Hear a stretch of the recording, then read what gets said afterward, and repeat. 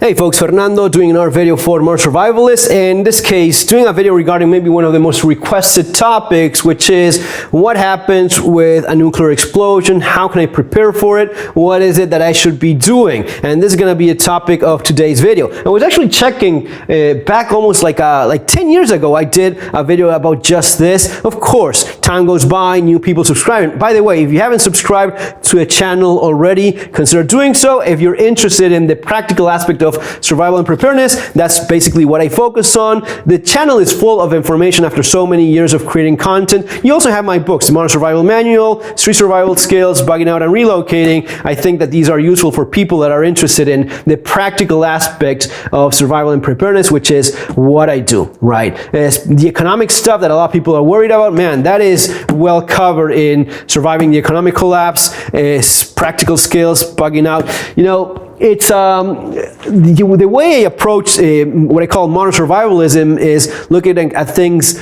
from a practical perspective. And one of my guidelines is, has this ever happened before? Has there been economic collapses before? Sure. Has there been war? Yes, of course. Have there been, civilian populations attacked with nuclear warheads? Yes, of course. Famously, Hiroshima and Nagasaki, those set a precedent of what you could potentially expect. So let's go into that.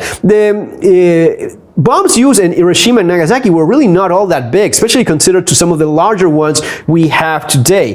Hiroshima was the famous little boy. That was 15 kiloton nuclear bomb. Nagasaki got the Fat Man. That was a 20 kiloton bomb. What is a kiloton? Well, 1 kiloton is 1 ton or 1,000 kilograms of TNT. I mean, you could go up to a megaton or more. Megaton is going to be 1,000 kilotons. So you have some of the smaller tactical nukes when you have certain objective in mind. For example, in the case of Hiroshima and Nagasaki, first was Hiroshima. Japan didn't surrender. They got Nagasaki, and the next one was going to be going into Tokyo if they didn't surrender. They surrender, and that was it. Mission completed. The objective was achieved. You could have something of larger bombs. You could go up to what was the largest bomb ever tested, I believe, the AN-602, the Russian Tsar Bomba, and that is a 50 megaton bomb, 5,000 times larger than the smaller ones. It is, of course, proportional. The damage you have, the more the more powerful bomb, but it's not directly proportional. I'm going to be talking about a smaller tactical nuke. Something about around a 10-15 kiloton explosion. The different warheads that may be fitted into different missiles, and the way in which it's going to be delivered is going to be changing, but pretty much it applies nonetheless. So in the case of a 10 to 15 kiloton explosion, what you're looking at is the following. Let's suppose that this is skyline of a city. The bomb can be detonated either in the air, the surface, or in the ground. The difference is that a bomb that's going to be detonated in the air, which is most likely to be the case, this is going to be having a larger affected area. The bomb that's detonated in the ground is going to be having a lesser, let's call it effective range, but it's going to be creating a much larger amount of radioactive material going into the surface. And if you're looking at it from a satellite photograph, if here's the city, the plume you have is going to be even larger. And this plume of radioactive material may go for thousands of miles. It could affect someone like 2,000 miles away or more. And we saw this. I mean, I saw it when the volcano eruption in Patagonia, and it reached like 3,000 kilometers when I was in Buenos Aires. The entire city was covered with a layer of volcanic ash. If that had been a nuclear explosion, you could expect that to be fallout. So keep that in mind. Also, very important, the terrain. Bombs don't move mountains, and if you are on one side of a mountain or the other, that may make a huge difference, and it may not apply to the ranges that I'm talking about here. But what happens initially with that nuclear explosion?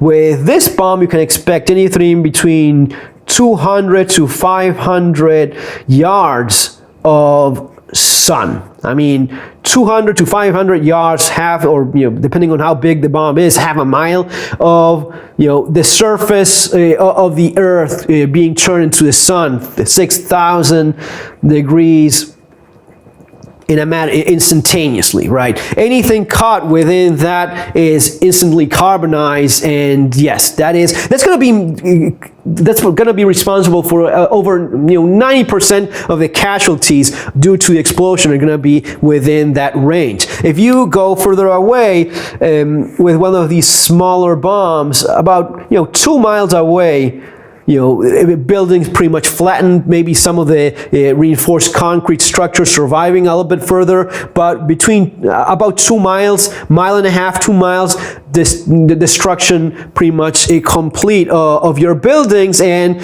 people in it are gonna be, I don't remember exactly, the fatality rate was like 50% at 2 miles, or give or take. Not only do you have, a nuclear bomb is gonna be killing because of heat mostly, it's gonna be killing because of the explosion shock, and it's going to be killing because of radiation. All right, so people caught within that have a pretty hard time to survive it. There's also the heat and burning caused by people that are maybe even further away. So you may be 5 miles away, and you may be suffering horrible burns because of the nuclear explosion. Okay.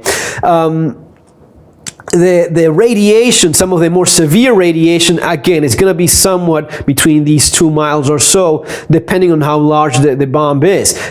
One of the things to keep in mind, maybe you were not burned, you survived the explosion, but you instantly start throwing up, bleeding, you're pretty much done. You've been suffering an exposure to radiation that's likely to be fatal. Now, if you didn't die instantly, and you are further away, and you're not seeing these signs of radiation poisoning, and you happen to be downwind, you actually have a pretty good chance of being okay. Just keep in mind where the wind is going. If it's going towards your direction, you want to move away from that. This may make the difference between dying because of radiation or not, or suffering an amount of radiation that may be killing you later on. But wind, geography, this matters, and it matters a lot. All right. What is it that you do when this happens? The famous scene of you're sitting in your porch, having a good time with the old lady, having some coffee, and all of a sudden, whoa, what the hell? The sun, it's already dawn? No, it's a nuclear explosion. Don't stare at the explosion. And that's one of the things that most people know. Getting blinded because of it. Being momentarily blind, that's not ideal. But even worse is the shock wave of this explosion. If you have a window, anything that you're looking through, all of this, it's likely to just explode in your face and cover you with shards of glass. So you don't stare, you immediately look for a place to take shelter. Now, how much time do you have when there's an actual nuclear attack? You're going to be having anything from 5 to 10 minutes to half an hour. Not a lot more than that. And we saw with the incident in Hawaii where people got a message of, find shelter right now, this is not a drill. People were throwing themselves into ditches or anything they could find. That is actually not a bad idea. Of course, if you have a bunker, you go for the bunker. You may not have time to go pick people up from work or school. So everyone should know where they should be sheltering in place if they have to. You're not going to be getting a lot more warning. So what you're going to be looking for is the amount of mass between you and radiation. The gamma rays are going to be going through a lot of material that is thinner. You want to have a couple feet of dirt or sand.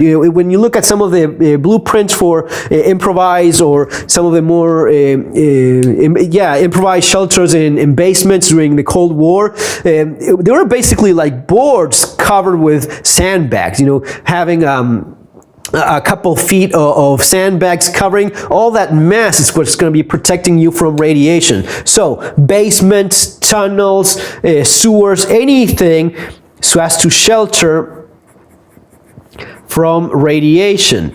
Right? If you have a basement, you can improvise your own fallout shelter in there. How much time is it that you have to stay in the shelter? Well, you want to get yourself one of the FM radios, batteries, and make sure it's kept maybe in a metal box, like an ammunition can, something that's going to be protecting it from the EMP from the nuke. But you're basically looking at radiation dropping to it's going to be dropping 80%. Yeah, it's going to be dropping 80% in the first 24 hours. It's going to be dropping 90% in the 48 hours. So the minimal, if you're hiding somewhere where you cannot stay longer, try to stay there for 48 hours. It's going to be dropping it quite a bit.